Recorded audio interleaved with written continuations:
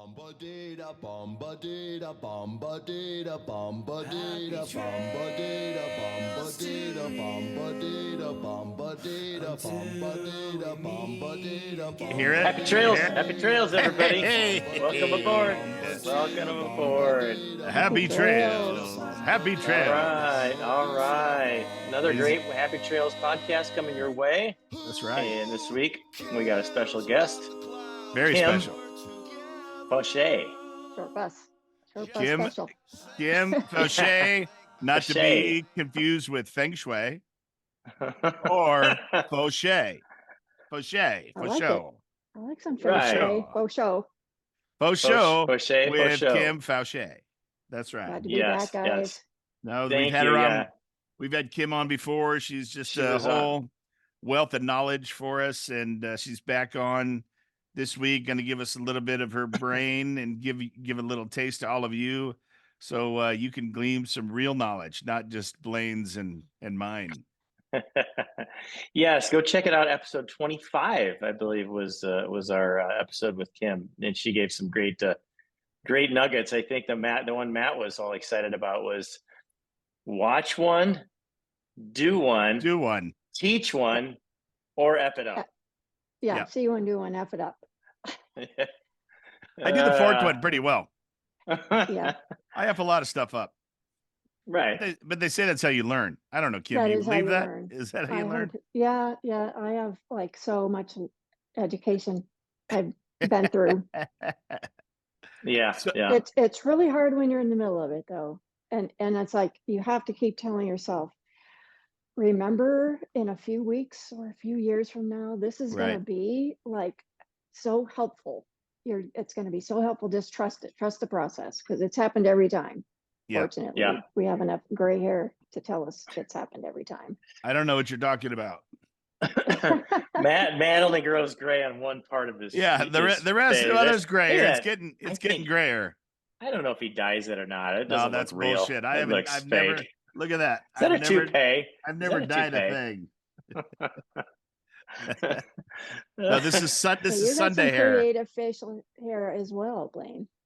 Yeah, Blaine. I got a big manly trip going here next weekend. Is a fishing trip up in northern Minnesota. We go to do a bunch of canoeing. We get dropped off in the Boundary Waters, and they drop us off with our gear and our canoes and say, "We'll pick you up in 4 days." And we're like, Yeah. "Okay," and off we Are you go. going to Canada? No, we're just south of the border, just south of Yeah. the border. But we may actually canoe over into Canada, even though it's illegal. We can canoe in water and just jump the border, and nobody will find us, and then we come back across. Dude, you'll Yeah. get arrested. You'll get arrested. Nope. Don't do it. They can't Don't catch us. We're fast canoers. The Don't do it. Canadian mosquitoes will tell on you. Yeah, they will. Well, see, this keeps the mosquitoes off my face. Hey, you know, most men when they go on a manly trip, they shave till they go, and they develop this on the trip. You're like trying to cheat the system. I'm gonna keep bugs off your face, man. That's what you got to do. I've been up there before. I know. Oh, I know you what's funny. going on. You funny. Anyway, So we've I'm Dr. Blaine McLaughlin, Robbins, Iowa, along with Kim, and then we got cohort here. Yeah, Dr. Matt Bynum from Greenville or Simpsonville, South Carolina, both practicing dentists who are very near the end of their careers trying to figure out who's got your money. Who's And got it? Where the hell are we going to do with the money that we don't have? Yes. The market's not helping us. And we have our lovely friend, Kim Faucher with us. And Kim is the underwriter in the one deal that Blaine and I are in together with Kim, San Antonio. But besides that, she's an incredible asset for underwriting, asset management. Kim just knows an awful lot because I think that's just who she is. She's tied up in a lot of things. So Kim, we're going to start by just tapping into a little bit of that wealth of knowledge that you have and just say, I'll start, Blaine, by the way. I'm going to start. Okay. You go. Yep. So this time of year is, we were just at that Sumrock meeting and everybody's kind of freaking out a little bit. You know what I mean? Like the rates they haven't really plummeted down like everybody thought they were going to do. Yeah.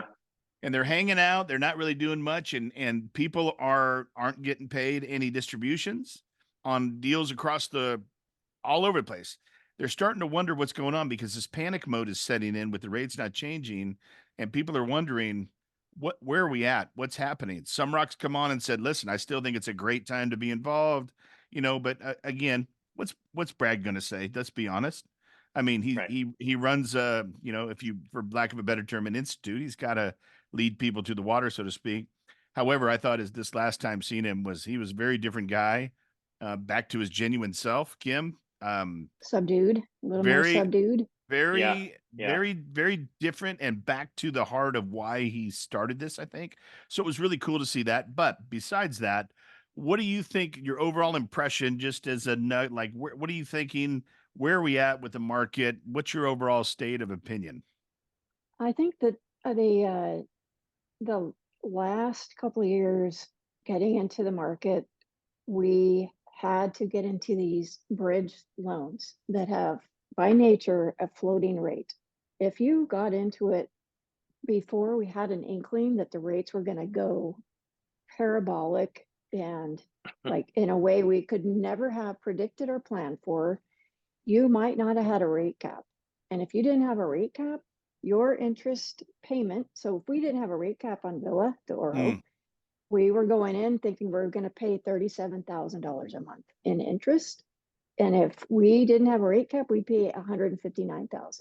There mm, is Holy no crap. amount of mm. Wow. underwriting or protecting yourself or being conservative that is going to cover that. That Right. is a nightmare. So there were people who late 2021 probably got into deals like that. So Yep. one is if they weren't prepared, no one would blame them. Nobody, I mean, I wouldn't blame them. Nobody was talking about get a rate cap, make sure your rate cap covers you for like, Right.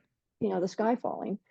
So those people, they're probably struggling. They probably don't have the cash flow.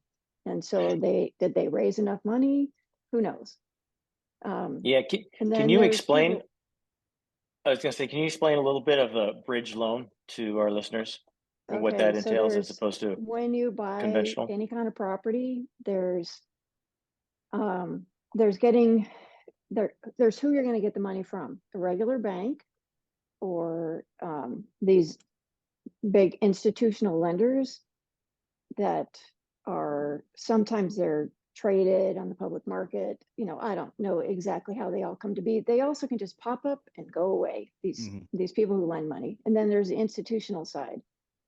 And I guess you can get a fixed rate loan from anybody, but traditionally when we're using the lingo, agency debt is that Fannie Mae, Freddie Mac, traditional, their whole thing is to help support us providing affordable housing. And so they have a mandate to put so much money out into the market.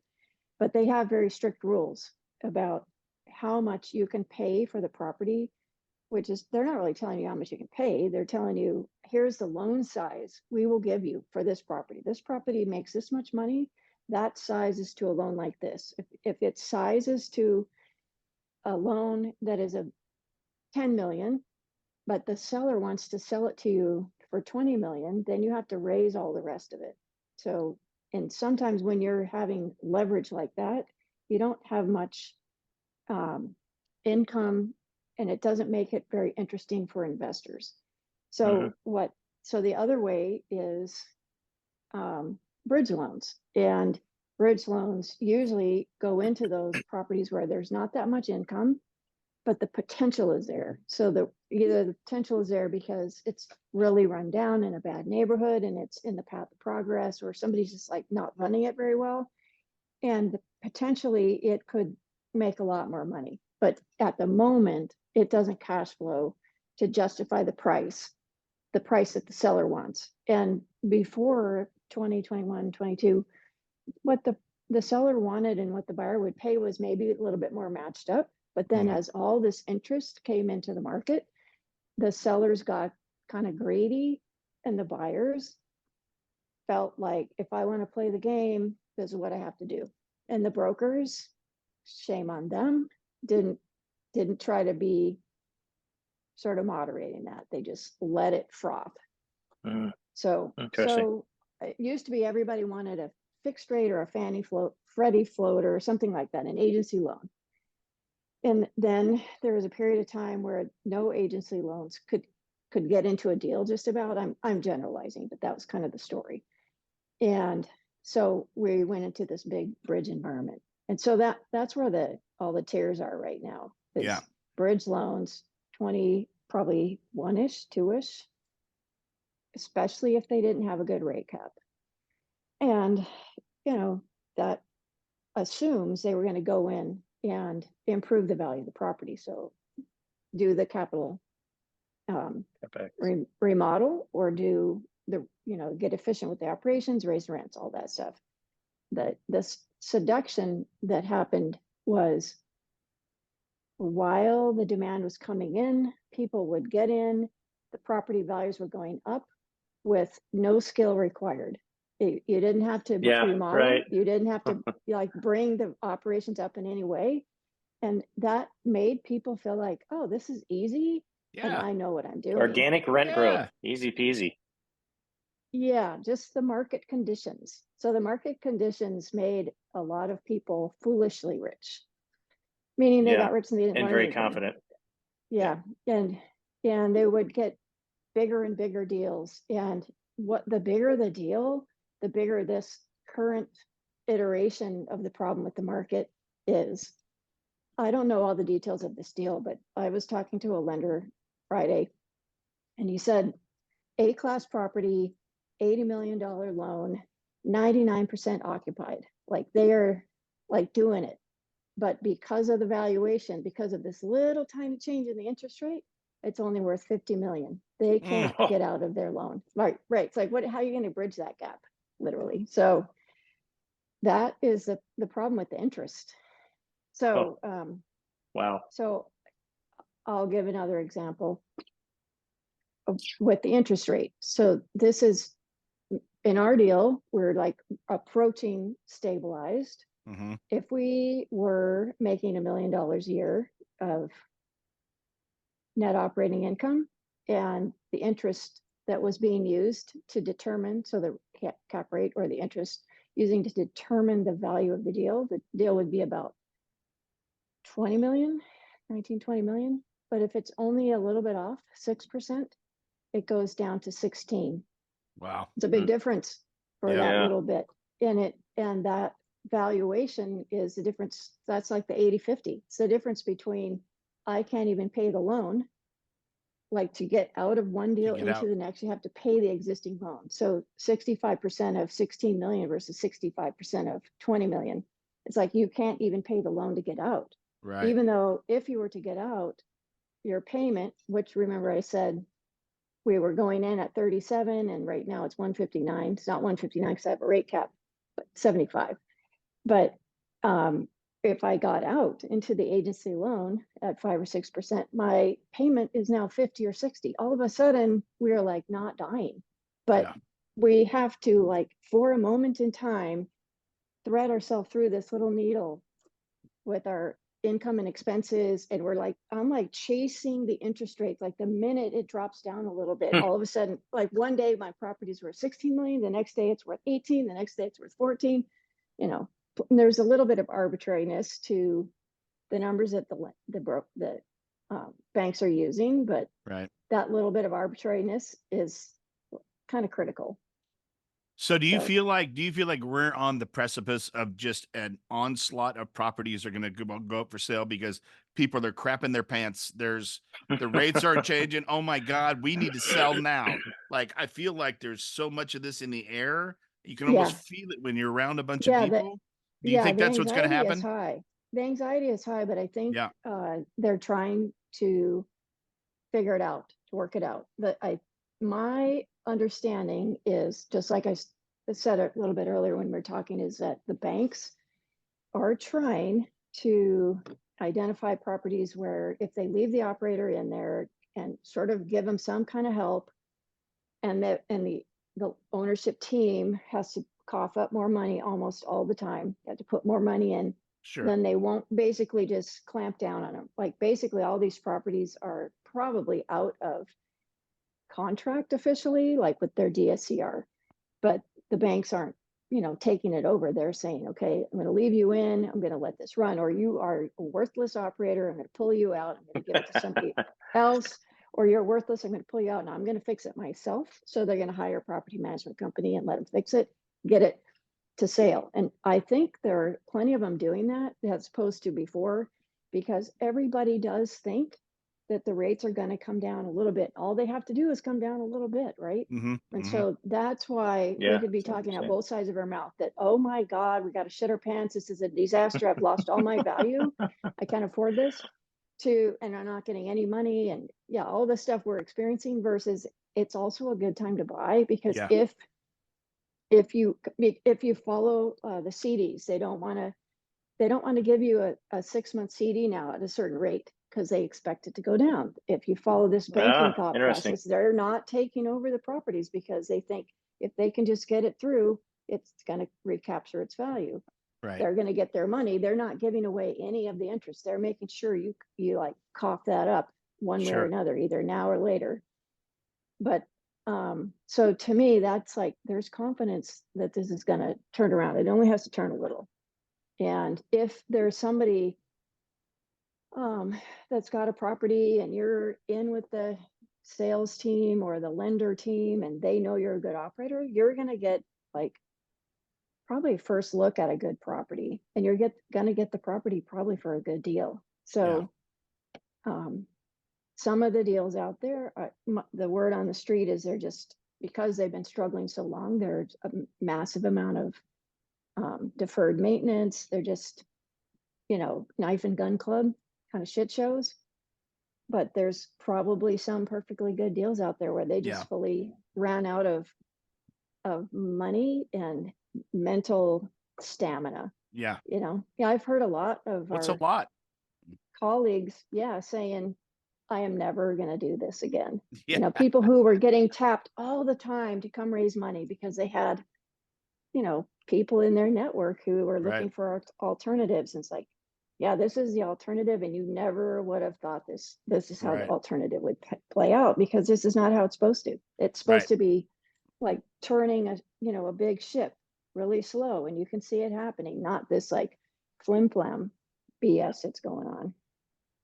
So, well, that's good. That's there's an upside, I guess, to what you're saying. I've never thought about looking at other avenues like CDs to help dictate what the future is going to be either. Sniff test. That's a nice little a tip there. That nugget. There's a nugget. If y'all didn't pick up that pearl, you need to replay the podcast, because that was worth a little bit on the old Vitrola. Yeah, for sure. The little canary. That's it. Well, so when we were at the Summer Art course and everything I've been reading about, it does talk about there's a clock that they refer to, and we're at the bottom. And most people think we're at the very bottom. And I think it's kind of again, you're waiting for the feds to make a move, right? And if the feds decide to drop interest rates and they're basing it on inflation, and inflation just hasn't come down like they were hoping, I guess, which means they're keeping interest rates a little higher. So, but I did see the last report last month that inflation had dropped bigger than they thought over the last month.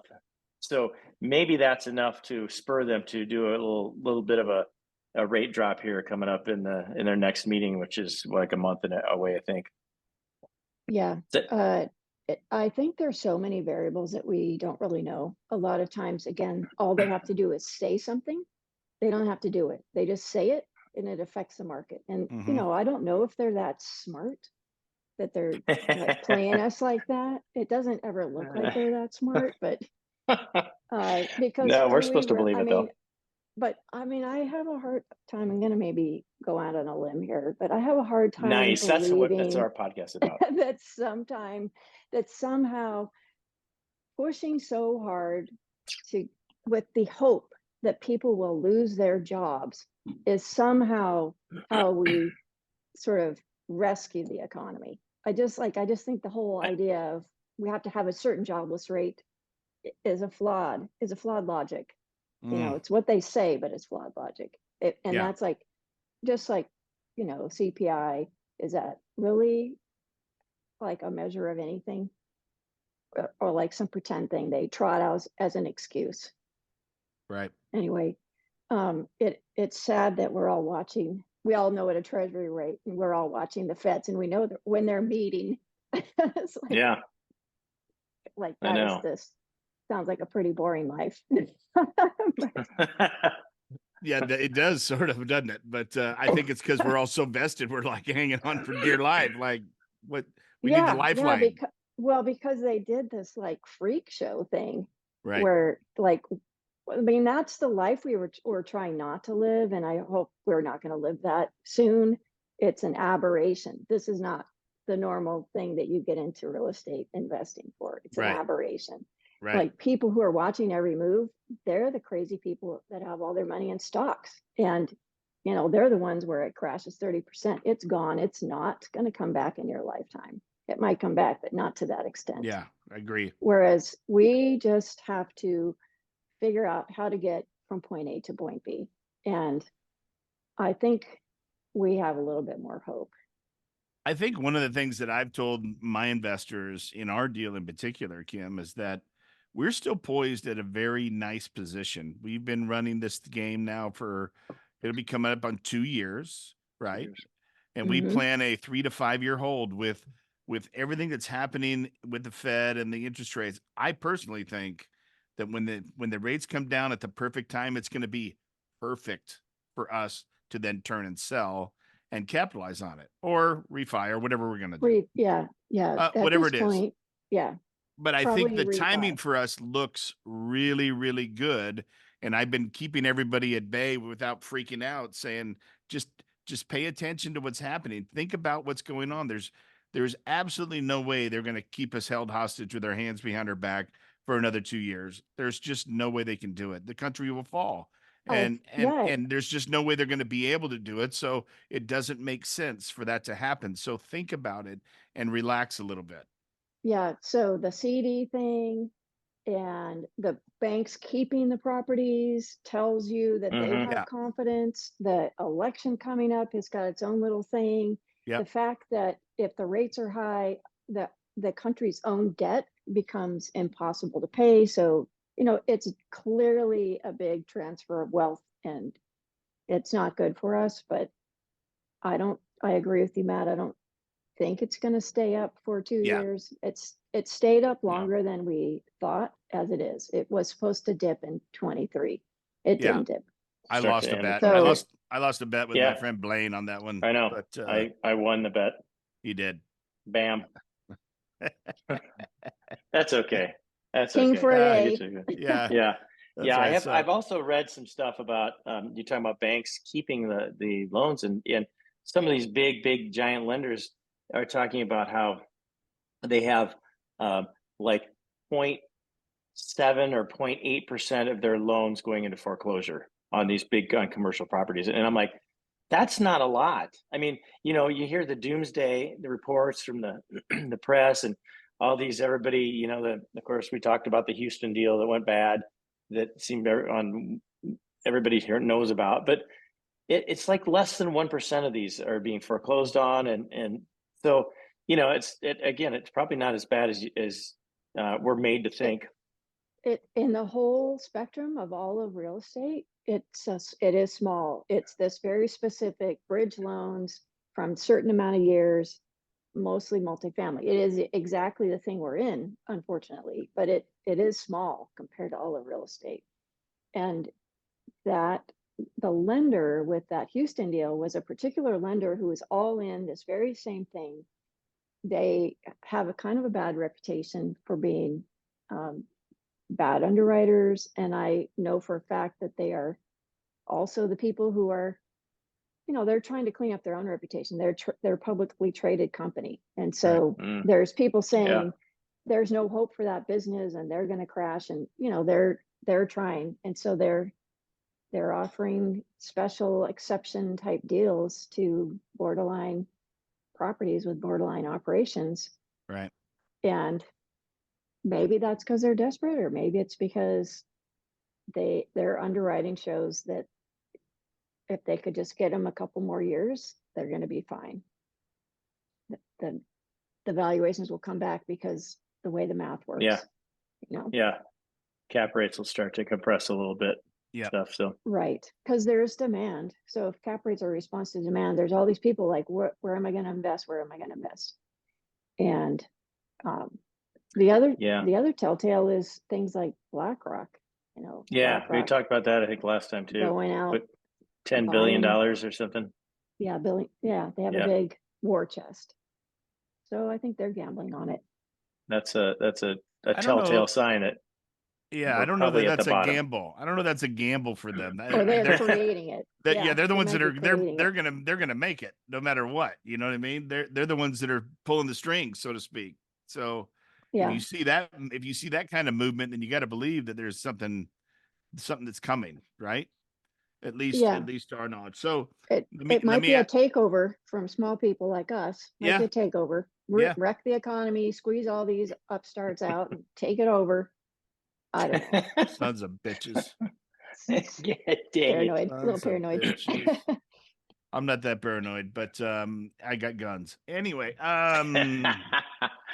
A whole safe. so like one of the things that I've really been caught up in this in just I pay attention to what I consider wealthy people to be doing. So the people that I've always followed in my mind, I might read a biography, I might pay close attention to some of the podcasts and the information that they're putting out, and without a doubt, every single person of any form of wealth whatsoever in their top 3 investments, probably in their top 2, is real estate. In Yep. particular, multifamily real estate because of the capacity for growth and for scaling, right? So, given that, what do you think about this trend that's being talked about and thrown out there about homes that are being built for rent? Not rent to Yeah. buy, Yeah. just rent. And they're single family homes Build to rent. build to rent. Do you think these are viable avenues for the future? Do you think this is just something that's they're kind of trendy now because there's not enough apartment complexes out there, so people are accessing this, having a home without having to put down the PMI and finance it at a rate that's through the roof? What are your thoughts on that? So I think that COVID and the idea of having a little bit of privacy and space probably is stimulating this, and in this age group, which is younger than us, that A have little bit. not maybe formed a family, a little bit, not a formed a family maybe, and haven't bought the house, and maybe they're being raised in an environment where that is not the be all end all, Right, the way our parents and our generation was right, so much. And so I think it probably is a good niche, build to rent. So they're building homes, neighborhood, you know, like tract homes, seems like to me, sort of like a yep, tract home, yep, with the intention of renting instead of selling. It, Well, I think it kind of makes sense that it's going to fill a niche that is bigger now than used to be, that maybe didn't actually exist. right, There's still going to be a need for apartments, but it is, I think most people who know this, not me, I'm just like repeating what I hear, that we're way beyond what we can do. Like our demand is way outstripping the supply. Moments yeah. in time in certain markets, there's an onslaught, but in general, there's not enough. And the affordability, so there's the desire or the urge to own your own home is less. There's a population that's poised to do it and has the income, but they don't necessarily have the savings, even if they wanted to buy, right. because of this other thing. The affordability gap is insane. Like if I think their pay went up by double, but the cost of a house went up by 10. It's some Yeah, kind of factor like yeah. that, right? It didn't follow each other by any means. No, they're not No. tracking. They're I think that directionally the same, but on a completely different projection. yeah. But I think that people are younger couples are more transient too. So they don't want to be maybe it's as tied down where, back in the day here in Iowa, farmers, you get Especially a farmer Iowa. and you go you build a house next to your parents on the same farm, right? And everybody hunkered You say down that and like it's a bad thing. no, it's cool. It's cool. Yeah. But that was kind of that was a thing, right? And Yeah. now I think people you can talk to people all over the world anytime you want with stuff like this. Zoom, we're on all different parts of this country. You can travel a lot easier than you could 30, 40 years ago. And so I think they're more transient. They're like, they don't want to be tied down. And so Yeah. if you rent, you still get the privacy of a single family home, kind of. You get your yard, you get your garage, and that kind of thing. But if you want to get up and move, because you can work from anywhere, like a lot of people can. They work from home, or they can. Well, we're done with renting. We'll just go and move over here, instead of going, oh, now I got to clean the place, I got to sell, get it ready to sell, and then I got to wait, and if it's a good market or bad market, and worry about the price and that kind of thing. So I think it's just a lot easier as well. The transaction costs are gigantic. A lot of super wealthy people do the same thing. So we're talking mostly about millennials, maybe Gen Z, but the super wealthy, they're not necessarily, I mean, they might be buying a whole bunch of properties, but a lot of them talk about not buying. Just like, why would they buy? They could live in something so beautiful and rent. I don't know. The other niche, since you're wanting to see an exotic niche, that I think there's two more niches in real estate. One is medical dental buildings. Yeah. Which you can imagine, as the population ages, there's like owning that property. Those are very solid tenants. I don't want to move. I'm in a building, and if I move and have to change my address and all those payers have to find me, I can promise you it'll be 9 months before I get paid, just from prior experience. Right. So we're very sticky tenants. So it's a high demand, very sticky tenant. And then high net worth sort of targeted vacation properties. So the short-term rental thing, not Airbnb, like way beyond that. I mean, maybe they do show up on Airbnb, I don't know, but super nice things, huge things on special properties. I think that market is pretty solid.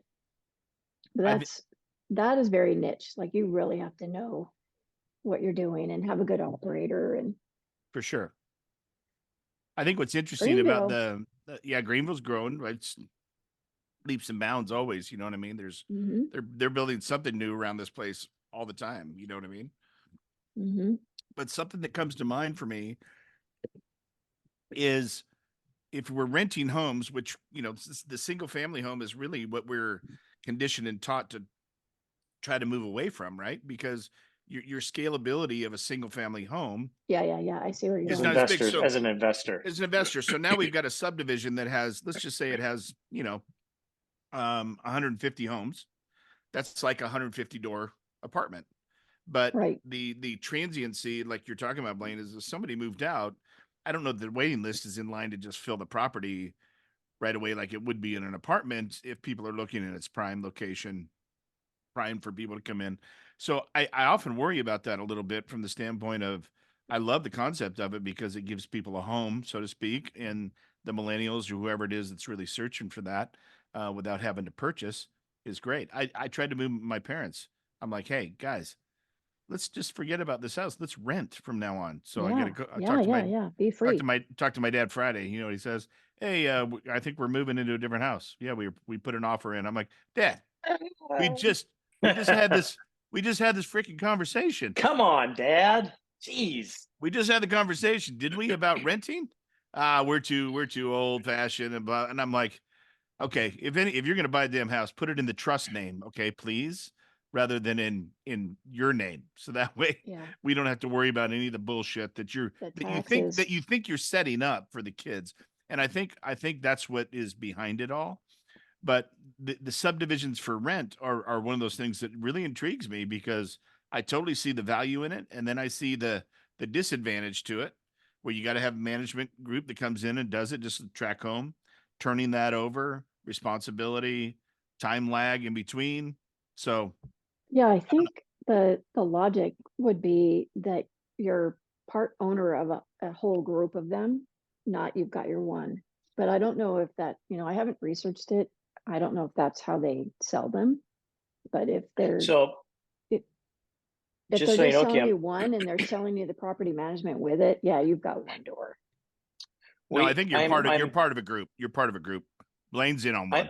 I'm involved in one that's being built in north side of Dallas, and so it's on the right now they're doing dirt work and putting in the utilities and stuff like that. It's 118 units, and they're all 3-bedroom, 2-bath, because that's what market said they should do. And they're gonna, build all these units and get them all rented out. Is the plan. And then they are individually leased, so you could sell individual ones off if somebody lives there and they're like, I'd love to buy 5 years. They're like, I'd love to buy this. You can sell it off as an individual if the market's that way, or it could be a big group, like an apartment complex where you're like, hey, we're going to go sell this to a different syndication or somebody that's got a lot of money and they can take it over. So there's a lot of different options as far as the exit strategy. That's cool. Sounds intriguing. Yeah. Always something. I think that's nice for investors to learn from experts doing all the different things, and then they can diversify. Whereas as an operator, as a general partner and an operator, I just want to try to get good at my one thing. But I would count on somebody else if that sounds like if somebody got into medical office buildings and I had money to invest and I wanted to diversify that, I would have to find an expert, somebody who'd been around the block, that particular block. Right. Yeah. It's even California. Everybody likes to crap on California, but there's people that obviously own property in California and they make money in California. So right. they know what the deal is. They know, oh, you have to buy this kind of property that has a potential for an ADU. Maybe you could put 7 ADUs. It's like they know what their special little way of making it pencil is. Right. But they also know that if their property's in certain parts of California, somebody is going to crap on that property. Literally. yeah, and squat and take it over, and you won't be able to get whatever, squat, but whatever, it doesn't matter. You know what I mean? Yeah, it's rough. It's rough. But find your experts if you're intrigued. So Matt, you need to become a Greenville expert. I'm trying. Really, there's a lot of in-migration to Greenville, so it's sort of starting. This market really is insane. I'm trying to pick up some of the game. I'm learning this from the ground up, so to speak. So we're doing some of this land development. That is the first one I'm doing right now. Is it's like a 28 spot subdivision, 28 homes. And that's there's a lot of learning. Let me tell you something. Yeah. I thought that when we jumped into our apartment deals, those things moved kind of slow. Oh my God. Yeah. These things I'm like, people, what is happening? Like, can we not make things happen in a week? Like, what is going on? So Matt, this is the problem with land development. You make, we double our money in what we're doing, but they like 10x their money in land development. Yeah. And it's like there's no tenant toilets, there's nothing, but it's dirt. Right. But what is their skill set? They have to schmooze the politicians. So you have to think, like I thought, land development's where the money is and it's a lot less stressful, but that is like really a stretch for me. Yeah. Like you would only really be able to do it in a place where you lived or worked, or somehow you were already like integrated, or somebody on your team, or you got to have somebody connected. Very schmoozy. Right. I agree with you 100%. That's why it's nice. Is schmoozy. I don't know the schmoozer. I don't know the people, but I have contacts in our group that do. They know all the developers, the city developers and city planners and all these, you know what I mean? All these little niche markets. Yeah. But I'm also keeping an eye on the developing builds that are happening all around here. But I don't see a lot of what we have learned through the Sumrock ecosystem as value add stuff. I just see new stuff going everywhere. I mean, it's hard to find one of these. I tell you, I came across one. I was like, this looks like a perfect place. We pulled in, kind of pulled it up on market. It had sold the month before to somebody, and they were just starting their CapEx on this property. I was like, I thought I had one that I was going to bring to the table for us. And it had already turned, and they were just beginning. But everything else is new build. It's insane. The market in Greenville has not slowed. There's other places the housing market has slowed. It hasn't slowed here. And so we're trying to take advantage of what we can. And yes, I mean, while the iron is hot, we're going to try to strike on it and just see. But yes, I'm still trying to catch a little bit of a break in regards to learning more of that aspect that you're talking about. So I think the new build Class A thing is, it's not as much of the CapEx, and you're not really churning through the tenants as fast. So the potential income is like maybe a little bit more steady, but lower. Yeah. And so, you know, that's another way of diversifying theoretically. I again Yeah. think you'd want to know somebody who really knew the ins and outs and could prove the math. I think if you were, I would rather than build new and start with that having to give breaks, you know, this because that's what you're saying is as we start up, we're going to give some offers. We'll give 2 months free if you sign on for a year, whatever it is, you know, the breaks that come along the way. And I think there's some Class A properties that you could probably jump into that are cash flowing and full at 99% that you could probably leverage and purchase from somebody.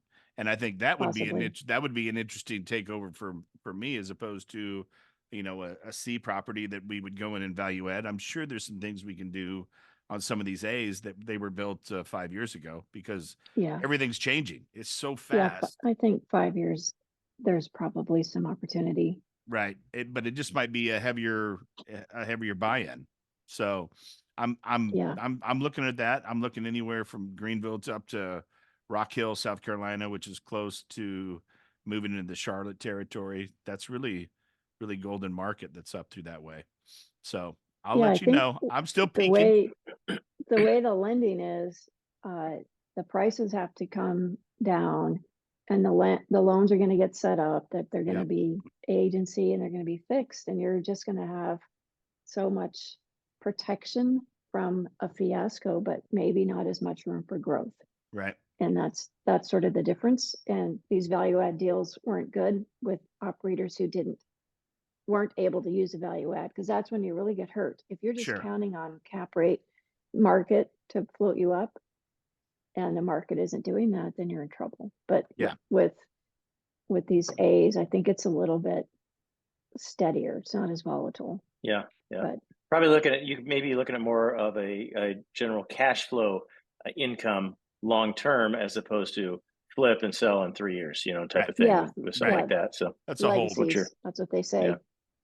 Yeah. Yeah. And that would make sense. I actually, I think that would be fun if one showed up, some small little thing, 100 units on a river, you know, that like, you know, it's special, but it's so tiny, it's kind of under people's radar, but Right. it's, you know, it's like a Right. little bit of a legacy buy, you know, Right. the tenants going in there are A's, but it's also 100 units. Right. So it's, Right. anyway, yeah, I'm We looking can for that kind of we can fun all thing. we can all dream, Kim. We can all dream. Yeah. well, yeah. Well, one did come in the market in San Antonio. It just closed recently. I saw it a year ago, but at that point, I didn't have anybody that I spoke to who had the bandwidth to Yeah, to take it on. invest. Yeah. Yeah, I mean, I could take it on. The property management could take it on, but the bandwidth to gather the investors, and I Right. haven't sort of systematized that. You know, that's how we started out. It's like we were talking about get the business going, get your podcast going so we can reach, you know, the audience, to let people know that there's this thing out here. That's our service, really, is let people Yeah. know Yeah. that there's this other stuff out there, and you need to find people who have the ethics and are, you know, they themselves and their children are investing in it. So you know that their interests are aligned with yours and they can explain it to you. Then you know, we get those people, and when the thing comes along, hopefully they're eager and ready to put their, you know, their hard-earned money into something else besides the market. Yeah, Wow. and you mentioned diversification numerous times in this podcast, and you know, again, we're taught, hey, I'm going to diversify, so I'm going to buy 5 kinds of different stocks instead of one, and that's not diversification in my mind, you know. No. But you know, and it's okay to be in the market. Some people like that, and that's great. But real diversification would be having some in the market, some in real estate, you know, and that kind of thing. I mean, that's really spreading things out and benefiting Yeah, from both. different sectors of real estate, because so the market is really, all the stocks in the market are affected the same pretty much, but the sectors in real estate sometimes are a little bit different. Mhm. Every geography is a little bit different, and the different things you can buy are possibly a little bit different. So the other things people could buy is notes. So that's the debt on a property. Yep. And people could invest in Bitcoin mining, oil and gas. There's all kinds of stuff, that Yeah. are cash flowing and that give you some tax advantages. Those things are hard to understand. Those things are also like a little bit more full of shenanigans, Yeah. and sadly, I know from experience, there is a lot of shenanigans. But My buddy does real some estate is Bitcoin mining, understandable. like Yeah, weird. I don't get AI. he's got his own I'm like, miner. he does. He's got some computers that I don't know, he logs into and he rents these computers. They're offsite and da da da da. And it's like, what? Don't even get Yeah, it, man. hard to So understand. that's not my my thing. Maybe we should have him on here and he can talk all about that. Confuse Listen, us all. I'm all about shenanigans, but that's a little, not those. Not with your that's a money. little, not with my money. Not with your friend's money. Yeah, you can do what you want with yours, right. but No, not with your that's friend's true. money. That's true. Your And We friends or there, went investors' straight money. down the fairway with our friend's money. you got that right. And there is a certain pressure to perform for your friends at this time. I know that Kim, I know that you feel that because you're putting 100%. in the effort and the energy for our group in particular, and we're so grateful that we have you at the helm to do that. But it is one of those things. There's a little bit of pressure on all of us to, we're hanging on. What we want to do good by our friends and our people that have invested money and the concepts that we put forward, and we just hoping that things are gonna work out, right? That's so They're going to work out. they're They're going to gonna, work out and I because know they're that gonna. is how real estate is. But we Yep. have to get through this really weird time. And what the investors heard from us is we were going to give them a little bit of money every year, and instead we're giving a little bit of money to the taxes and the insurance, which went up a lot, Right. and the interest rate, which we've already talked about, has gone up Right. like Right. an astronomical way. Right. And those are things we can't control. I can control salaries, I can control marketing budget, I can, there's things I can control. I can control like how we operate, but those big ones, we're trying to position ourselves to be okay, over raising, having some cash, and not spending any money that we don't need to, which includes distributions, is how we position ourselves Sure. to get through it, Mm-hmm. because we can't predict. Predicting is, it's going to happen. And none of this was ever a prediction. It was like, here's what we're forecasting, but we don't have a crystal ball. Certainly not for this. Right. This is going down in the books. So we've got a lot of new investors that are on the podcast that pay attention, and they're learning like we are. They're sharing in the information. What is one nugget that you would give them at this stage right now for whether they should or shouldn't get in? Should they wait? What's a piece of advice that you'd give these newbies, so to speak, that are new to the investment game in real estate? So the biggest risk investing in multifamily is what we call counterparty risk. And you kind of have, their counterparty is you. So what risk are you putting them through? But at the deal level, the counterparty is the bank. And so how that translates to action is, what are the terms of the deal? So how do they make money? How do you make money? So when they understand that really, really well, they're like poised to sort of sort out the counterparty risk at the individual investment level. And they also should have some questions for you about your counterparty risk with the structure of the funding. Mm-hmm. So this is the structure, the terms, and the money.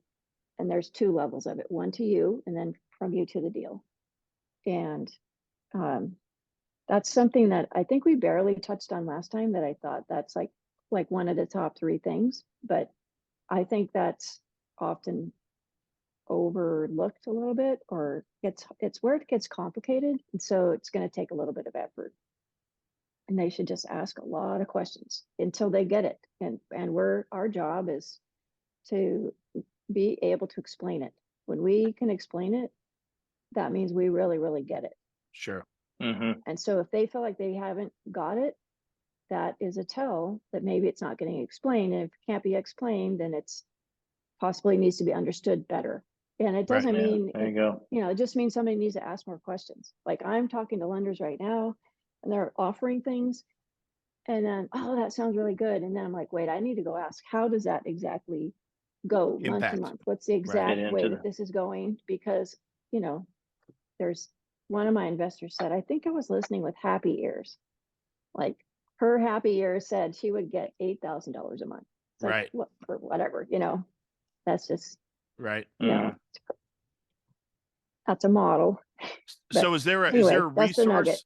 Is there a resource that you would encourage somebody to read or pull down information that would help support that?